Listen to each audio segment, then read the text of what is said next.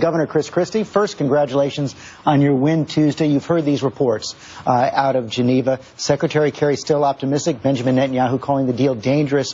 Where do you come down this? What would you need to see Iran in order to support relieving sanctions? Well, George, I have to tell you something. I think there are people who are significantly better briefed on this than I am as the governor of New Jersey, and I think it's very dangerous for folks like me to get involved in the middle of this and start giving opinions.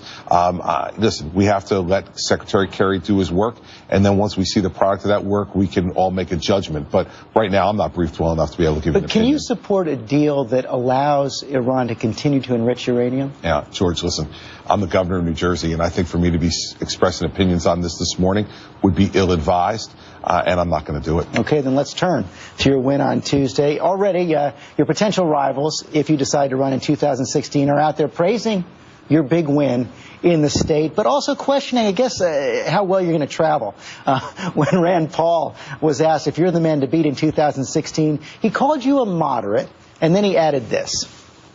I think the party in general is more conservative. I think there's room for moderates in the party. I think it will be more difficult. States like Iowa are very conservative. South Carolina is very conservative. New Hampshire, I think, is conservative with a little bit of a libertarian bent. He said it's a tough road for you. So is he right? Can you play in places like Iowa and South Carolina? I'm playing in New Jersey, and that's what I care about, George.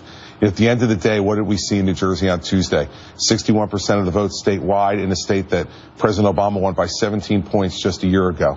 The fact is nearly a 40% turnaround from a Democrat at the top of the ticket to a Republican. Majority of the Hispanic vote, nearly tripling our vote among African Americans. And here's why. Because they looked at the record. 143,000 new private sector jobs, $2.3 billion in business tax cuts, spending less this year in fiscal 14 than we did in fiscal 8, 100-year, 10-year reform for teachers, and reforming a pension and benefit system to save $120 billion. People voted on the record of what we've done. I'm proud of it. And how that plays anyplace else is for all the Washington pundits to figure out. I'm the governor of New Jersey. That's my job, and that's what I asked for 4 more years, and that's what I intend to do. All 4 years? Listen, who knows? I don't know. I'm going to continue to do my job and finish the job. But everybody who's trying to, figure out what life is going to bring you a few years from now, I didn't expect to be sitting here 4 years ago, George. So nobody can make those predictions. One issue that's sure to come up is immigration. You mentioned that you got a majority of Latino vote in your reelection, and you're for a path to citizenship. You also said that undocumented students in New Jersey should get in-state tuition rates. Do you think other states should adopt that policy as well? Listen, I think nationally they have to fix a broken system. And I think this is one of the real frustrations that people across the country have on this and a myriad of other issues, is they look at what governors do, like in New Jersey, where we confront problems, we debate them, we argue about them, then we get to a table, we come to an agreement, we fix them, and we move on. And in Washington, that seems to almost never happen. And so I think, listen, everybody's got to sit at the table, everyone's got to have a point of view on immigration and a myriad of other issues. Well, let's have our argument out publicly, then let's get to the table, come to a consensus, and then move on. So, but do you think that national solution should include both a path to citizenship and that relief on in-state college tuition? I think the national solution has to be figured out by the people who are in charge of our national government. My job is to fix what's going on in New Jersey. But I will tell you this, George, we're not going to be able to fix all the things we need in New Jersey until the national leaders set a national immigration policy. That's federal law, federal policy that needs to be fixed. It's a broken system. It's not working for our economy. It's not working for the individuals who are affected by it. It's not working for the governments. So we need to get them in a room. The president needs to lead, and members of Congress need to do it too. And if they do that, then I think it'll help our economy, it'll help our country if we get to some resolution. Including a path to citizenship. George, I don't get to make those determinations. The folks in Washington, D.C. Well, listen, I can have an opinion about lots of things, George, but we're not going to go through all that this morning, are we? It's 2013, and I just got elected the governor of New Jersey again. So the fact is, I've already said what I believe, which is it's a broken system and it needs to be fixed. Now let's get to work doing it. And to the extent they want contributions from the governors based on our on-the-ground experience, I'm happy to contribute to that debate and discussion. But right now, there's nothing going on. There's also been a lot of questions about the president's health care plan. You called on him to apologize this week. He seemed to take your advice. A couple days later, he did apologize for people who were getting their health plans canceled. What should he do next? Are you for a delay in further implementation of the law? Listen, anybody who's run anything in their lives could see this coming a mile away. And that's why we didn't do a state-based health exchange. We didn't do it because we could see that this whole program was going to be a problem. And so the president's biggest problem right now is he's got to tell the truth. And we've seen this in New Jersey. I've told lots of hard truths in New Jersey that people didn't necessarily agree with, but they give you credit for looking them in the eye and telling them the truth. So let's get to that point. Let's own up, tell the truth about what's going on. Then they can worry about whether he can work something out to fix the problems. But if you're working out of a fantasy that these are not major problems that need to be fixed and need to be addressed, this is what lots of us have been saying all along about the fact that this was just too big for the government to handle. You didn't set up an exchange, but you did accept the expansion of Medicaid. Sure. Under Obamacare. And some, again, of your potential rivals like Ted Cruz are going to come after you on that. What's your answer? I do what's best for the people of the state of New Jersey every day.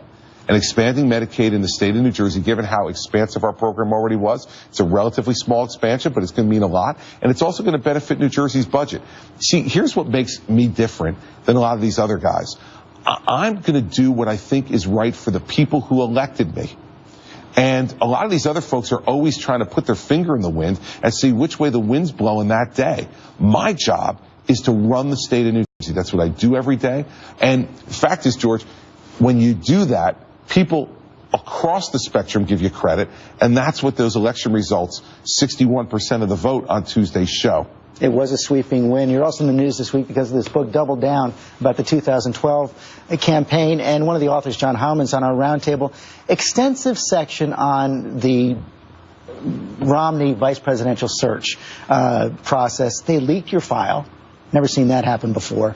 And had concerns about a number of things in your background, including this passage on the man who supervised your background check, a guy named Ted Newton. And he says this. He says, there are people now surveying the sum and substance of what the team was finding. Newton told his colleagues, if Christie had been in the nomination fight against us, we would have destroyed him. He wouldn't be able to run for governor again. When you look below the surface, Newton said, it's not pretty. I know you think that all of these issues have been vetted, but a possible run for president brings a whole nother level of scrutiny. Are you prepared for that?